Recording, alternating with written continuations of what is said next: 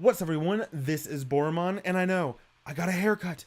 I know it's so shocking that you feel like Thor himself is entering you, but there's a reason for this. It's because I am Iron Man. I didn't notice it, but that Thor comment sounds really sexual. I didn't mean that. But all jokes aside, we are back today to talk about another anime. And I know what you're thinking. What's he doing? He's posting an anime video on Friday. Does that mean he's off his posting schedule again? Nope. This is what I talked about before. From starting today, I'm going to be posting a Let's Play video and an anime video on Monday, Wednesday, and Friday. Now, instead of just getting an anime video on Monday and a Let's Play on Wednesday and Friday, you'll be getting both of those videos on Monday, Wednesday, Friday. So to kick off this, we're going to do another first mid-season's impression on the anime Kiznaiver. Kiznaiver is an anime done by Studio Trigger, who's best known for Kill la Kill and Little Witch Academia, both of which are very good anime. And likewise, starting off with my impression, Kiznaiver is also very good. So let's start with animation. The animation is very good, and it's very much in Studio Trigger style. From the very first moment you see this, you clearly know that this is a Studio Trigger anime. It sort of reminds you of a Kill la Kill, but with, softer lines, not quite as, thick and harsh lines and everything. So the animation quality is very good. And it also has, one thing I very much like about Studio Trigger's anime style is that they have a good color palette. It's a very distinct color palette and everything. So it's not that hard to differentiate between your characters and your settings and all that stuff. And it's always got this artistic flair that's just, that just creates character in the show. So the animation is very good. I've always been impressed with what Studio Trigger's done with animation. Kill la Kill was very good. Little Witch Academia was just mwah. So all in all, the animation is very good. My impression of the animation so far, great. And I expect for it to continue throughout the series. So now let's get into the soundtrack, which is one of the things I love about this anime.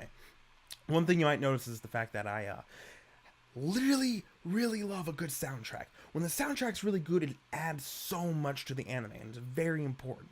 And this is no exception. It does a really good job of creating this feeling, right? Even the intro song, which is done by Boom Boom Satellites.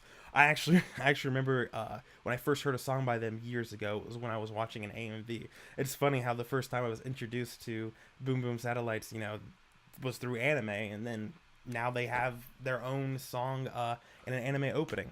It's just great. But the rest of the soundtrack, even during scenes in the anime and everything, it invokes this feeling. It's kind of hard to describe, but it's very much, Kiznaiver is a sci-fi anime, and it's very much a sci-fi soundtrack. It invokes the feelings I get from a sci-fi tale, from a sci-fi story.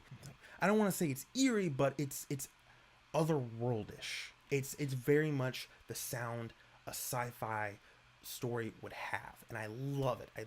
It really does a good job of captivating you. We bring you into this world that we're in, and it really helps in establishing the setting and everything, which is really important for doing really any kind of story at all, any kind of show, anime, or even TV or movie or whatever, any type of medium where you can use sound. It's very important in helping establishing the setting, because it draws the viewer into the setting and the environment you've created.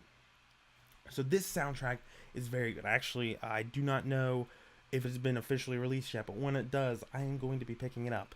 It is one of those ones that I like a lot. And speaking of sound, it's not really soundtrack, but I like some of the things that that Studio Trigger has done with voice acting in this, with voices in this anime. Particularly when we have this flashback, which I assume is our main character's flashback, but that's spoilers. But that's a theory. It's nothing confirmed, and it's kind of spoilery. But it's echoey. I don't know really how to describe it. It was just kind of like, I haven't really heard this before, and it also contributes to using sound to establish a good setting and everything. So let's talk about the setting, the scenario we're presented with for this anime.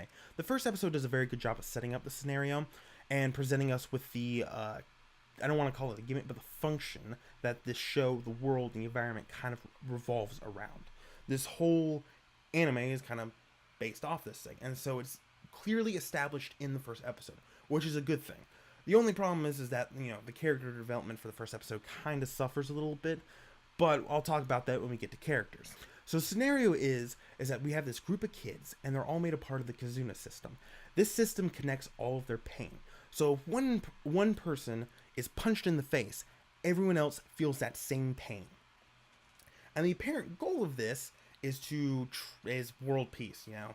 But obviously, that's just a gross oversimplification, so that we don't know the real motivation until later on in the series. This function is very interesting. I haven't really seen it done before. It's probably been done once or twice, but really there hasn't been any major, you know, stories where this has been done before.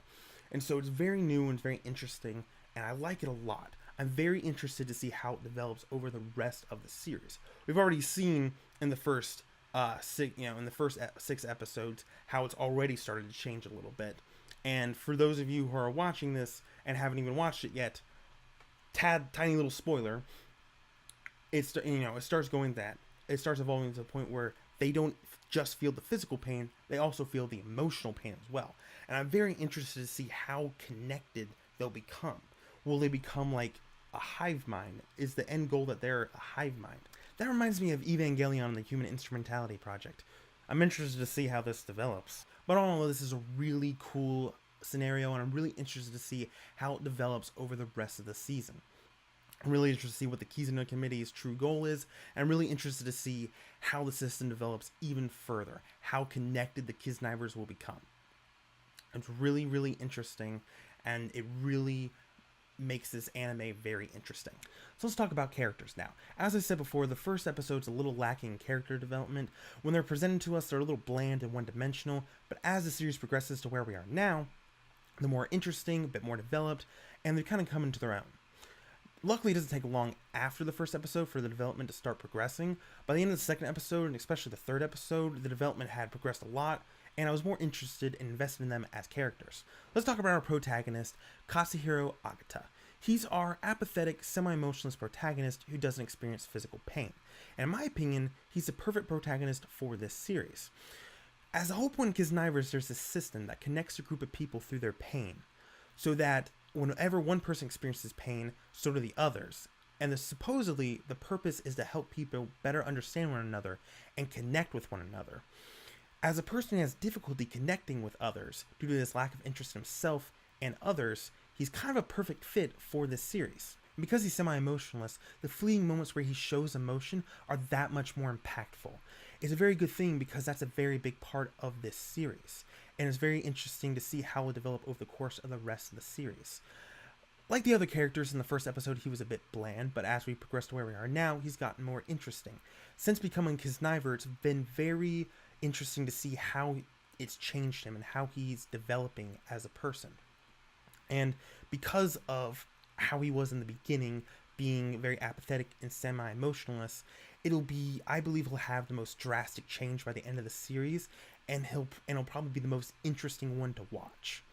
So all in all, he's a really good protagonist for this series, and I really, really like it. And as for the other characters, you have the tsundere childhood friend Chidori, you have the lovable tough guy Tenga, you have the cool beauty that's facilitating the whole thing, Sonozaki, you have the abrasive intelligent one Maki, you have the cute eccentric one Nico, best girl, you have the sly and prideful one Yuta, and you have the weird Bishonen Hisomu, along with a few other minor characters. And as I said, in the first episode they were a bit bland, but as the series progressed to where we are now, they've developed more, they come into their own, and I'm really interested to see how they develop further into the series. So all in all, despite the first episode being a little lacking in character development, Kiznaiver is a great anime. Studio Trigger's hit it out of the park again. The animation's good, the soundtrack's great, the scenario is interesting and original, and the characters, despite the first episode, are coming into their own and developing in really interesting ways. And I'm excited to see how this series progresses. I highly recommend it to everyone. So you guys let me know if you enjoyed this anime down in the comments and what you thought about the series so far. And if you enjoyed this video, please leave a like, share with your friends, and subscribe to me for more videos. I have been Borra-mon, and I will see you guys later. Was someone knocking? This is the principal! She's come to our room. Oh, are we ready for some more pics? Or what? Oh my gosh, I'm excited about it. Shoji, are you in there? Is that Miss Rowan? What is she doing here? Am I in some kind of trouble? No, not bad trouble. Trouble. Oh, damn! Look at this. Look at her clothes. She's got such a good sense of style, man. Oh my gosh. We picked right. We picked right in going after the